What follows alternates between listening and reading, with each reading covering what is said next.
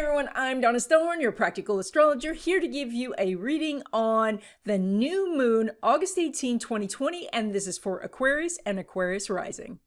Let's get started. So what we see is the sun and moon in Leo in your house of relationships, partnerships, balance. Basically, everybody you can bring into your life now is highlighted by that new moon. So I know we are in a time where it's not so easy to meet people, but right now that's where the energy is. And it is fortunate now because of the internet, you can expand your circle of friends, the people you know. But more importantly, this is about telling the universe that you want to expand your circle, that you want to find your tribe, and let the universe bring you the opportunities. Now, this energy lasts for a week, but this is the only time over the next 12 months you are going to have the new moon in this house. And so what you want to do is to recognize that anything that you do over the course of the next month could manifest over the course of the next year. So this is the time to plant those seeds to find your tribe or to find your audience. But there is an awful lot of aspects to this new moon, and so we're going to talk about them right now. That starts with the Mercury. You see, Mercury there at 28 Leo is conjunct the sun and the moon, and normally a conjunction is great. But in this case, there's something I got to tell you. But first, what is Mercury? Mercury is your thinking process. It is how you talk to yourself, how you express yourself to others, the information that you get from other people, and how you process that information. And now, because it's sitting so close to the sun, because of the light of the sun, it is obliterated by the sun. We call it combust. It means if you were looking out into the universe for Mercury, you would not be able to see it because it's sitting so close to such a bright object. So what does this mean? This means that you're kind of in your own little echo chamber this month, that it's very hard for you to get information from outside sources that don't match what your ego is saying to you. So what you need to do is be quite mindful when you're looking for new information, because you're not necessarily going to hear the warnings from friends or the critiques or really helpful criticism about what you're doing that could make you better. So it's about also being aware of how you're expressing yourself, because you may not be able to see with this aspect how other people are taking what you're seeing. Now, this aspect does happen from time to time, so it is something that you have experienced in the past. It's not something to be concerned about, but it's something to be mindful of. But there is another thing that's happening here, and that is you're doing a trine to the South Node in Sagittarius in your 11th house. And so what that is, the South Node is about that place where you go back to when you're scared or when you're unsure. You go back to doing something you've done before, and that does not lead to happiness. What leads to happiness is doing new things and growing. So when you are doing a trine, what happens is it's very easy to slip back into old patterns. Now, if we add to that the Mars at 24 Aries, which is making a grand trine, you might be thinking, but Donna, a grand trine, that's fantastic. But unfortunately, it does involve that South Node. And that means that you're getting into this kind of feedback loop where you get nervous about what's going on in the world, but you think you ought to do something. And so what do? You do the thing you've done before, and then you do it again and again. Every time you get nervous, you go back into a habit. And so what could these habits be? I mean, maybe it is, that you are zoning out and eating too much, or perhaps it is that you're just watching the news and getting depressed, or these type of repetitive negative behaviors that are really slowing you down. These things that you do, maybe because you think it's going to be comforting in the moment, this is what you have to pull yourself out of. And how do you do that? You do that with the sextile to the North Node in Gemini in your house of fun, risk-taking, romance. So this is where you actually can break out and go do your life purpose. So this North Node is doing a sextile, an exact sextile to the Sun, Moon, but it is a sextile. And a sextile, which is kind of like a combination between a square and a trine, means that you have to do some sort of work, something you necessarily don't want to do or that puts you outside your comfort zone, and then wonderful things happen. And so it's very important for you to recognize that if there is a list of things to do, like, you say, oh, but there's one thing I don't want to do. Maybe you don't want to put your book up on Amazon, or to phone up a friend to see how they're doing, or to connect with somebody new. I guess that would be better than somebody you already know. So if there's something that just pulls you out of your routine, that's a thing to go and do. Now, this sun and moon, this new moon, has another aspect, and that is an inconjunct to Saturn. Now, Saturn is a kind of a lesson bringer. It is the planet that tells us that we're not doing good enough to get us to work harder. So it's where you feel like you're not strong, where you feel like you don't have the expertise, where you feel like, like something could happen and you don't know what it is. And so you just kind of hang back, and you're doing an inconjunct here, and that's a difficult aspect. So that the Saturn is saying, like, you're thinking, okay, I'm going to go out into the world, but the Saturn is saying, oh, you know what? Maybe you need to wait. Maybe it's not the right time, and so it's pulling you backwards. But this month, there's a hidden treasure. So there's a hidden treasure that is based on two sesquines and this inconjunct. And normally I wouldn't talk about sesquines because it's a minor aspect, and so minor aspects are hard to access. But when there's two of them with this inconjunct, they form a configuration. And because there is a configuration, it is much easier to access. So what is a sesquine? A sesquine is a 105 aspect that is an opportunity that can come to you if you are careful with it, if you are using it intentionally. So it's kind of like doing things but having dull tools to use. So if you were making dinner and you're trying to slice tomatoes but you have a really dull knife, you have to be very precise, and you have to do it with attention and with intention. And so, because otherwise you're just going to squish the tomato. So that's what this is like, is if you do things with intention, then you have great success. So where is this sesquine? Well, a pair of sesquines. Well, this is with Uranus. So Saturn is making a sesquine to Uranus. Uranus is making a sesquine to the sun moon. And then, of course, the sun moon is making an inconjunct to Saturn. And that is the configuration. So Saturn is the point of being hidden. Uranus is your hidden treasure. So let's define those two. So what Saturn is telling you right now is that you're supposed to be afraid of the unknown.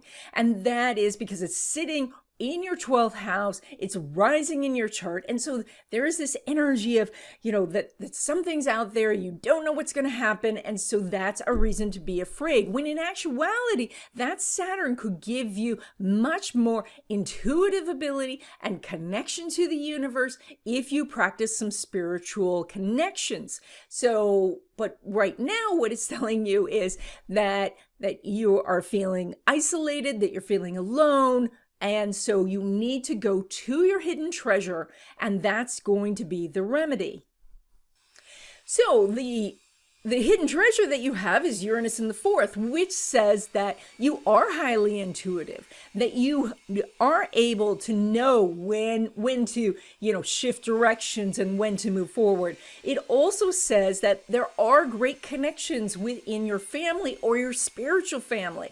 It does mean that you don't have to follow the path that maybe your family said unless you feel it's really good for you, because Uranus can break free of patterns. But it also says that associations are good, connections are good, and that you can find that both with your family and your spiritual family. And of course, spiritual family are your tribe, those people who are connected to you through your chart, through karma, through connections that are spiritual.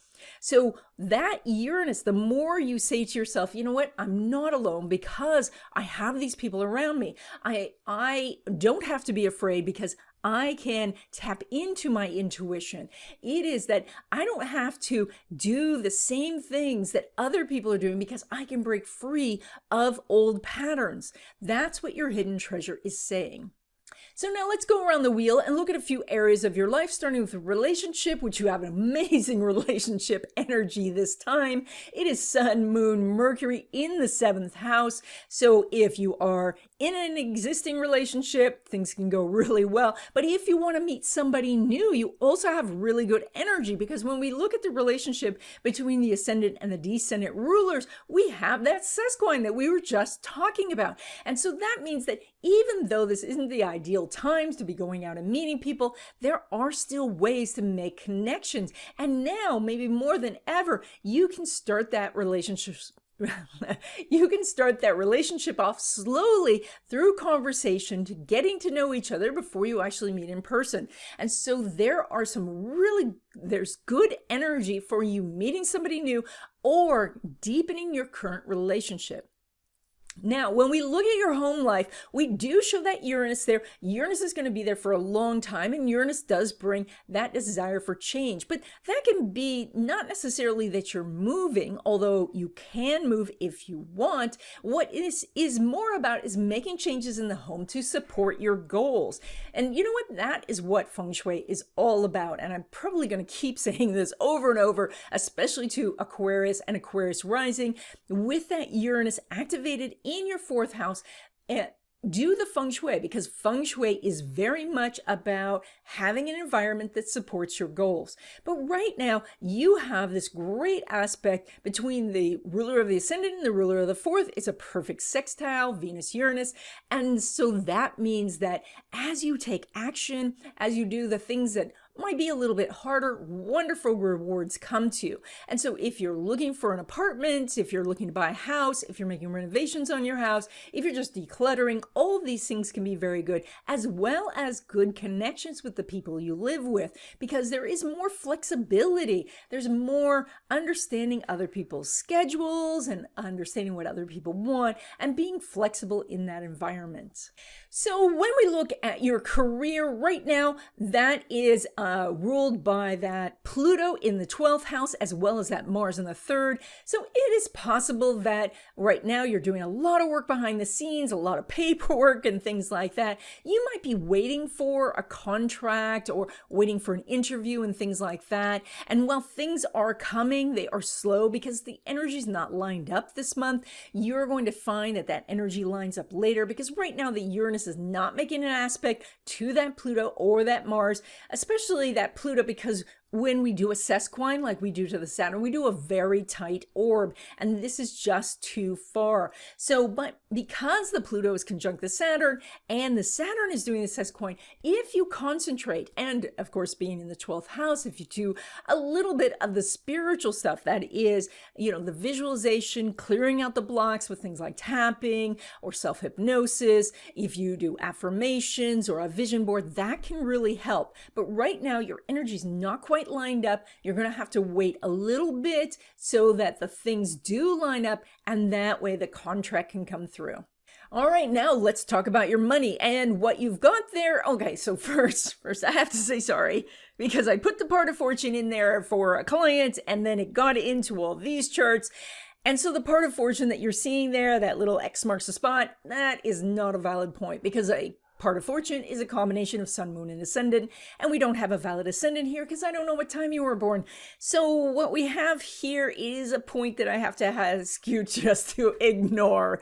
Well, so what you're doing is you are doing that Neptune there. You're going to be doing Neptune in the 2nd house for a long time. And that does mean that money can come to you from things that you are doing that are more of a spiritual nature. That is, always add in your intentions, always add in your affirmations, always do your visualization. That's what can really help magnify the money, because what that does is that puts you in the same vibration as money. And so then you are able to see the opportunities. And so I know that sounds really esoteric and all of that, but it's the same thing. Like if you're If you were on a basketball court and your focus is on waiting for someone to pass you the ball, you're doing the same frequency as the ball being passed. And so when somebody gives you the signal, you're there ready to do it. But if you're on the basketball court and you're sweeping and your focus is on sweeping the court, someone can hit you in the head with a basketball because you're not in the same frequency. And so that's what these things like visualization and affirmation really do. It puts us in the same frequency of what we're trying to attract. So when the opportunity gets signaled to us, we are ready. So when we look at your passive income sources and money derived from business, it is ruled by that Mercury in the 7th house that says the more people you meet, the more people you connect with, the more people you reach out to and do direct messages to and all of that, the more money you're going to make from these sources, including passive income sources. And so that's, like if you're doing affiliate marketing, is you send out your affiliate links to more people, you make more money. But right now, accumulating larger sums of money is more difficult because Neptune and Mercury aren't speaking right now. They're out of sync, and these will line up later, but right now they're not talking to each other. And so it's like more money is going out than coming in. And maybe you're investing in your business, and that's perfectly reasonable. But as you are doing it, be mindful of your money because there's not an automatic accumulation. Now, when it comes to money derived from career, you are doing that Jupiter in your 12th house. You've been doing that for a while. Again, that is that energy of adding in this spiritual component. And when you do, things really start to pop, and that's wonderful. But in addition, you're doing a lovely sextile between Jupiter and Neptune. And that means that if you do the harder thing, that might be, asking for the raise or asking for more hours or asking for the new job, you have an opportunity for real success. So you have a better aspect for accumulating money by working for somebody else. So if you own a business, you want to put on the uniform and work side by side with these people right now because that's going to help you accumulate more money.